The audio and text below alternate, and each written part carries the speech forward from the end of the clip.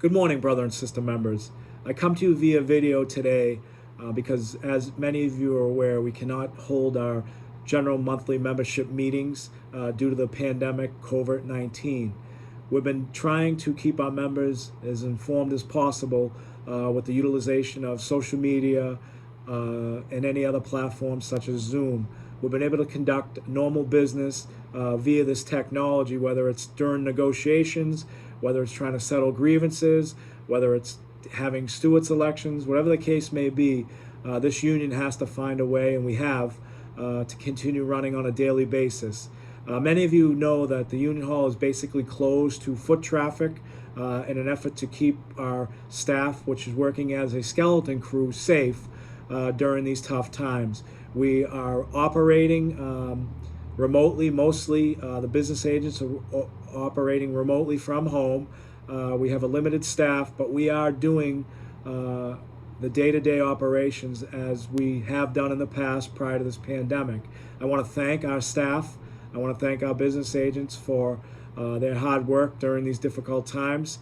Our staff has been second to none as far as stepping up and working and servicing our members. We had a little issue this past week with our phone systems, so if anybody tried to get through, there was some difficulties. We were able to get that problem resolved and rectified, and our phones are up and running. But if you need to contact anybody and you're still having issues getting through, all our business agents have email accounts on our website, which is teamsterslocal25.com.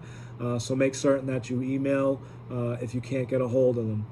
We've been holding many meetings, such as staff and executive board meetings, which we're obligated to do by the Constitution and on our own bylaws, via Zoom technology. That's worked out well. I do miss the general membership meetings. Luckily, we're a local that gets 400 to 500 members a month at our meetings, and it's good to always connect and talk to such members.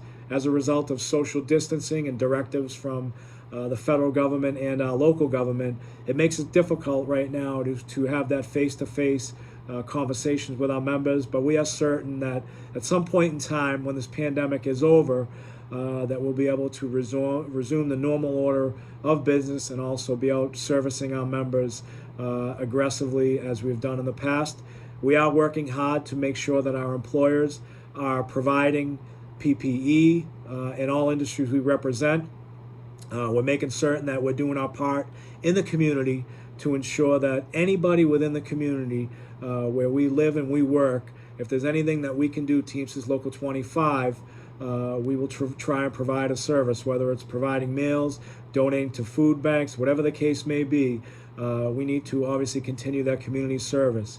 We were unfortunately had to postpone our autism event, which was going to be held March 23rd because of the public gathering directive that was given. We have postponed it, but we've rescheduled it, and it'll be held January 23rd, 2021. We will be raffling off the motorcycle, the Harley Davidson, though, May 1st, live on Facebook. Tickets are still available if anybody wants to purchase a ticket to try and win a brand new Harley Davidson. It's been very difficult times for our members. It's been difficult as a local union. We've lost several members to the coronavirus, which make it difficult because as a result of the public gathering and everything that's going on, these folks were unable to get a proper burial and send-off. We've worked with the families that were affected by the recent deaths to make sure that they got the proper benefits that were coming to them and make certain that if there's anything those families need. We are hopefully optimistic that at some point in time this pandemic will be under control and or a vaccination will be discovered, but until then we have to err on the side of caution and make certain that we're doing our part to limit anybody's exposure, mitigate any damage that could be done to our members through social distancing, making certain that employers are providing the proper PPE. As a local union, the majority of our members that work at UPS, that work in the airline industry, that work in the rubbish pickup, more importantly in the food distribution and delivery, we're considered essential employees. So a lot of our members have had the opportunity to continue working. So anybody that's working, we're making sure that we're in constant contact with those employers to make sure that they're providing the proper safety equipment to mitigate any damage or exposure to the coronavirus, but still maintaining the services, essential services that are needed. This pandemic has had a negative impact on some other industries that we represent.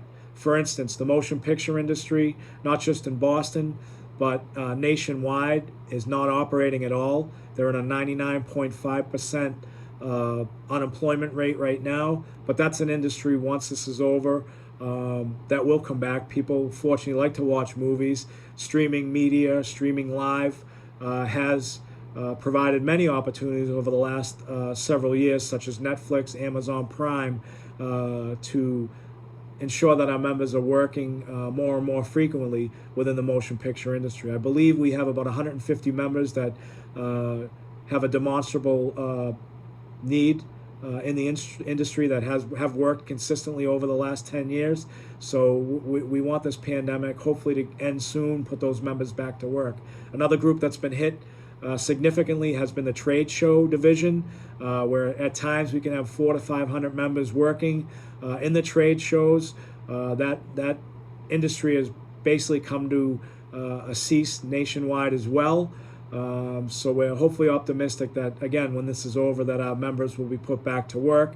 And we are looking as a local union to ensure that we help these members with their health care. We're looking at some creative ideas to hopefully extend healthcare coverage for both these industries.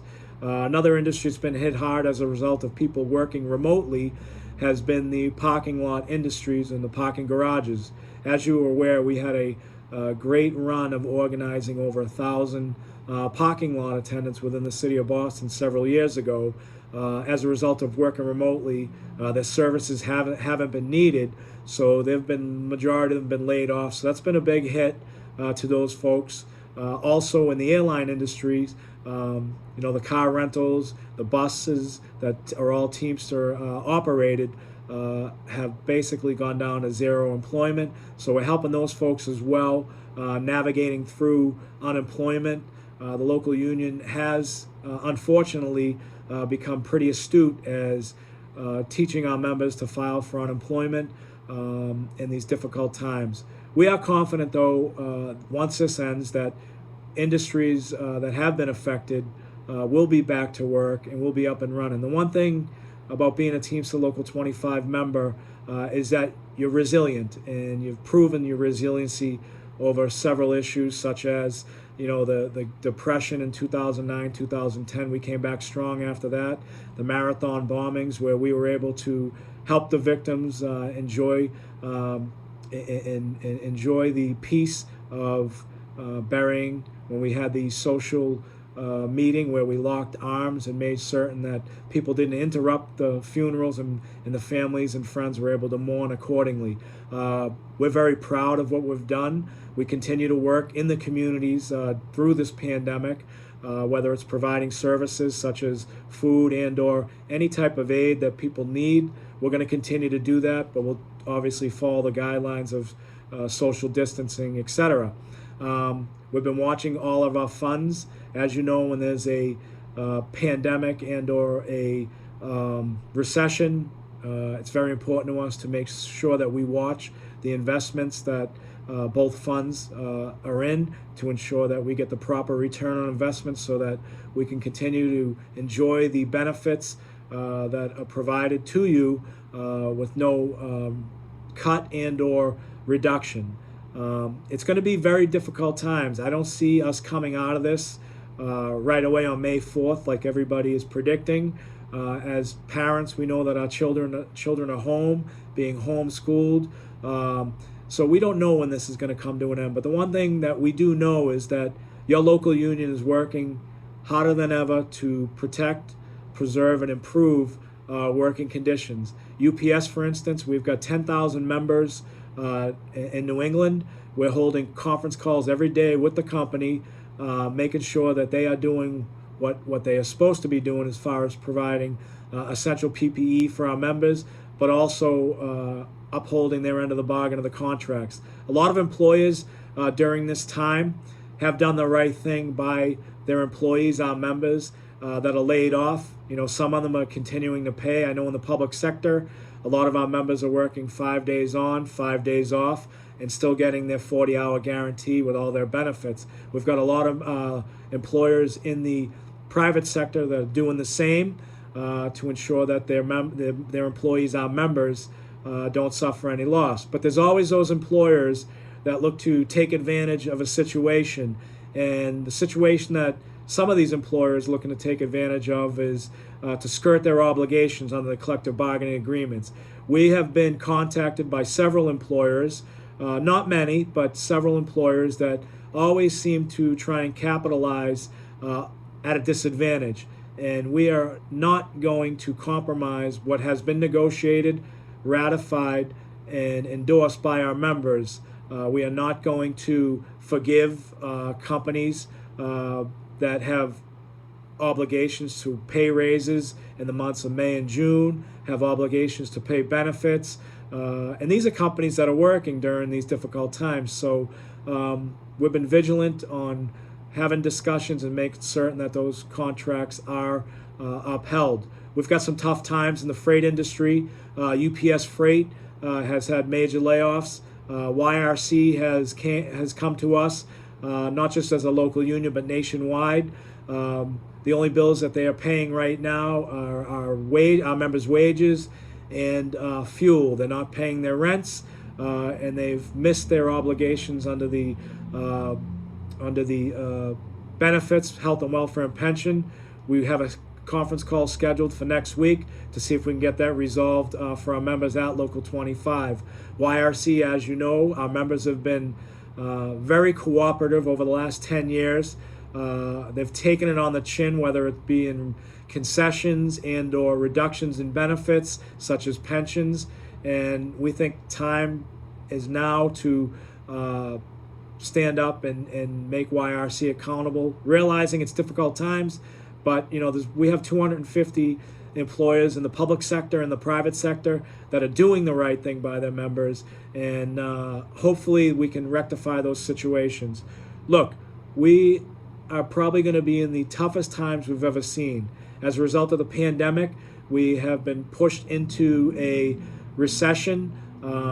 As you know, construction has been suspended, not only in the city of Boston, but in many suburbs throughout Massachusetts, and it's having a negative impact on that industry as well. And when you see construction being halted, that's a clear indication of construction not working. That's a clear indication of us being in a recession. We are in a recession right now, and hopefully we can come out of it. Hopefully we can get bigger, stronger, but we can learn moving forward from a situation. I think in 2009, 2010, we witnessed industries such as DHL go from 400 employees down to 100. As a result of that, we learned that we need to obviously look at industries that we haven't organized in or we weren't looking at, such as biotech, such as other industries where social workers or whatever the case may be, to make sure that we keep organizing and keep representing working people in the Commonwealth of Massachusetts. Look, it's going to be no easy task to run a local union or a pension fund, health fund, or a joint council, but I am committed to doing whatever it takes to make certain that our members and their families are protected. Hopefully this pandemic will be over soon, and we will be able to get back to business where we can have monthly membership meetings, where we can have negotiations face-to-face, not through a technology, where we can settle grievances with our members present, not through technology. This is going to be some trying times. We're not out of the woods by far yet, but we are going to continue to do what needs to be done to protect, preserve, and improve members' working conditions and make certain that their families are taken care of. I hope everybody is healthy and safe, and let's beat this pandemic. COVID-19 is no opponent to be taken lightly. Please follow the guidelines. Please follow the social distancing as much as possible, and we'll get this through this pandemic quickly. Thank you very much, and I'm honored and privileged to serve as your president and principal officer of Teamsters Local 25. Thank you very much.